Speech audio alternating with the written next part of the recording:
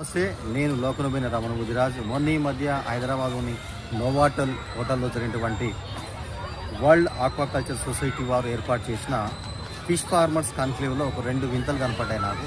అందులో మొదటగా వచ్చేసి మరి తెలంగాణ రాష్ట్ర మత్స్యశాఖ మంత్రివర్యులు గౌరవ శ్రీ వాకిటి సిఆర్ ముదిరాజు గారు మాట్లాడుతూ సండే హో యా మండే రోజ్ అండే కావ్ అనే ఒక నినాదాన్ని తీసుకొని వారు స్పష్టంగా చెప్పడం జరిగింది. మరి రాష్ట్రంలో ఉన్న వేలాది కళాశాలలు, స్కూళ్ళల్లో మరి చేపల వినియోగాన్ని పెంచుతూ మరి హాస్టల్లో మెనూలో కూడా పెట్టే విధంగా చూస్తామన్నారు.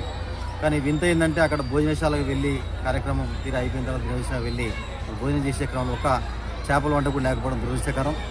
రెండవది, రాష్ట్రంలో ఉత్తమ రైతు చేపల రంగంలో మరి కృషి చేసిన వారికి ఉత్తమ రైతు అవార్డు ప్రదానం కూడా చేశారు.